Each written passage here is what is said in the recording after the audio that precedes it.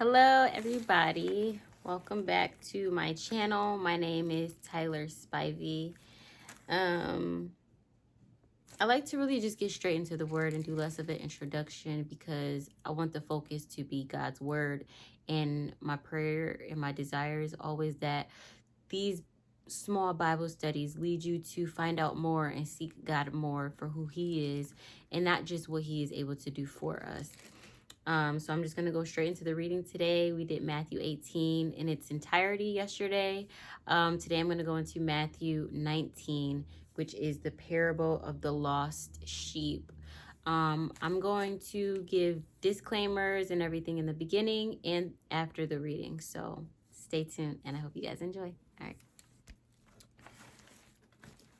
If a man has 100 sheep and one of them wanders away, what will he do? Won't he leave the 99 others on the hills and go to search for the one that is lost? And if he finds it, I tell you the truth, he will rejoice over it more than the 99 that didn't wander away. In the same way, it is not my heavenly Father's will that even one of these little ones should perish.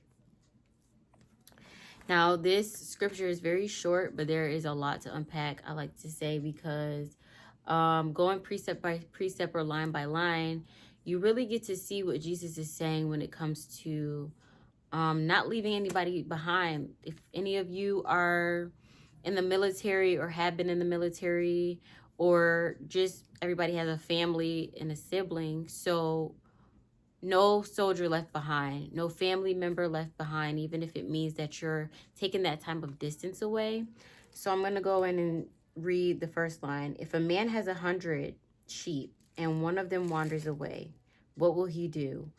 Won't he leave the 99 others on the hills and go out to search for the one that is lost?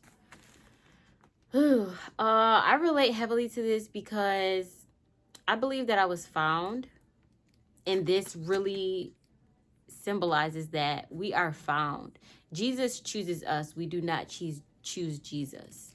And it says that, and I'll put it at the bottom here because I can't remember what book it was, but Jesus chooses us out of this world. We have to embrace the Holy Spirit. We have to embrace who God has made us to be and created us to be. Okay, when we are lying and things like that, we are not defiling anyone but ourselves. And ultimately, when we start to defile and lie to ourselves of going against who God already called us, of who we are in him, we are ultimately contaminating our community. Because if we become that toxic thing that God did not call us to be, we are becoming toxic and spreading it to our community. So when Jesus says that he goes out to search for the one that is lost, honestly, one second, let me turn this music video off. So when it says, won't he leave the 99 others on the hills and go out to search for the one that is lost? It also goes with the prodigal son who left. I'll say, for instance, for me right now, there's a family situation going on, and it's just like, no matter what, I still love my relative that may not be putting out the same love or may not be putting out the same peace. I still love that relative, and embracing the Holy Spirit is that. And my pastor today, he preached about blessed are those who are meek. Blessed are those, they shall inherit the earth. And so when he was preaching that today, I allowed myself to sit there and receive the word instead of putting my hands up and all the things, because sometimes that could be a distraction for me. And I really wanted to receive that word because I needed to hear that. And I'm sure a lot of other people do too. Meekness is power under control. You're able to control your temper in situations. And I love what he said the most was when he said, the meek get angry when it comes to God's word. Like all day, I promise you, talk about me, slander my name, all the things, right? However, when it comes to God and the word, that is one thing. In my faith and faith as a whole, that is one thing that truly could get me there. Like, it could really take me there. And when people use the example to basically justify their anger, when they use the example, well, Jesus got angry. Jesus got angry because they were selling in the temple. Jesus did not get angry in sin. Jesus did not get angry and just blow up on everybody for nonsense. He did it for a sensible reason. They were selling in the church and making God's sanctuary, his temple, a place of selling and just marketing. So he had every right to flip over a table and tell them to leave his father's house, because that is not what his father's house is for. And that goes in the same sense of, if you have 99 sheep, if you have 100 sheep and all 100 sheep are there, and then one leaves the house of God, that one sheep leaves the house of God. We don't know the circumstances as to why.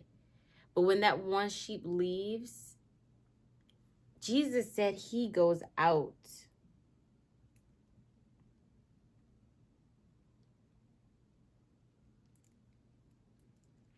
to search for the one that is lost. And it says, and if he finds it, if we find the one that left the temple of God, the house of God, he says, I tell you the truth, he will rejoice over the one more than he will rejoice over the 99 that didn't wander away. So the 99 that didn't wander, and the one that wandered and was lost, Jesus searched out, found him, and he rejoiced over that one over the 99.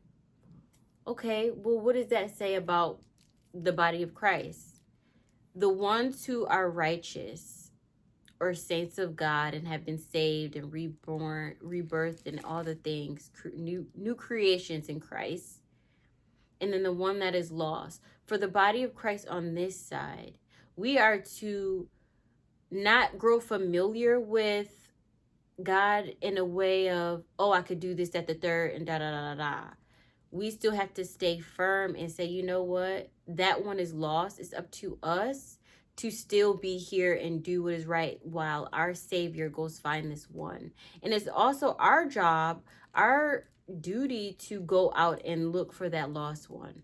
This is speaking to us because it says, in the same way, it is not my heavenly Father's will that even one of these little ones should perish.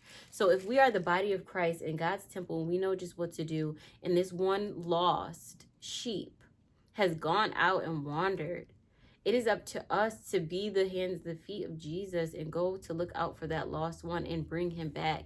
And because it says, and if he finds the one, and then the body of Christ rejoices because they found the one. God is about unity, and that is what family dynamics, that is the first thing that the enemy tries to come against right now. So when I speak of family dysfunction and things like that, still love your relative, because that is the relative that is lost. That is the relative that is wandering. That is the relative that Jesus teaches us to go out and look for and pray for. Even if that sheep is resisting the body of Christ or resisting Jesus, still go out, still love.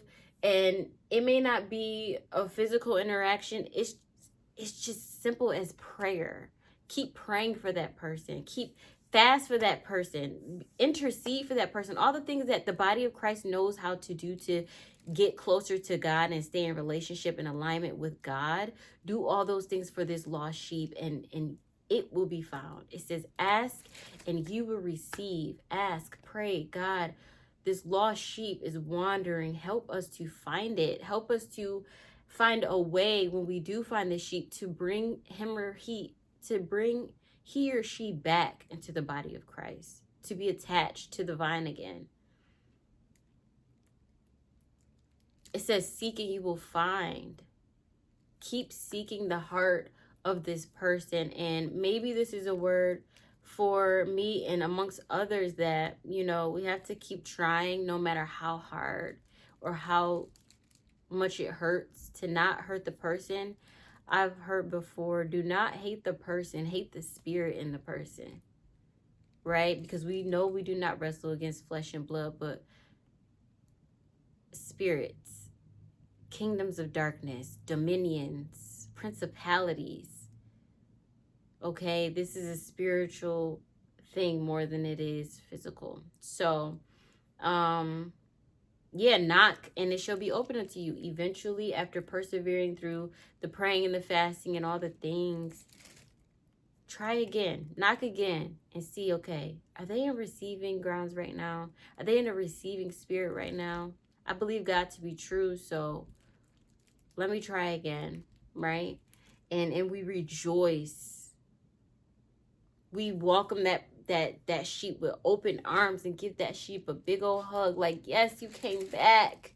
We welcome you with joy. We love on you with love. We all have peace that surpasses understanding, because it is not by our might, but God's spirit in us that worketh in us, that only allowed you to come back and only allowed us to find you and for you to actually be a receiving spirit. And yeah, that is not our Father's will, that none of the sheep shall perish. None of the sheep shall perish. Okay, so just as short as this parable is, I want to encourage people, the body of Christ, to just continue and not give up on your loved ones. Do not give up on people of the world. Just continue to seek, ask, and knock on God's door, and He will reveal to you what it is in your heart first to align with Him, so that you can be there for the sheep that is lost, right? And so that we can have the strength by God's grace to go out and find it, to find them. Okay, so stay in the faith, keep the faith, and remember that count it all joy when you face various trials and tribulations, knowing that the testing of your faith worketh patience. It worketh patience. So let patience have its perfect work in you, so that we will not lack. So we will not lack anything. Forgive me for my words. They're kind of trumpety right now because I have a lot that I want to do, but that's never mind, because the word of God is more important than my priorities, because He is the first priority, and so is the kingdom of the people that we need to go out and find and bring back to the church. In Christ Jesus' name I pray for all of those who are sick and shut in, for those who are just on the verge of giving up in the battle. I encourage you to just seek your word and you will be strengthened. Amen. Okay. See you guys next time. Bye.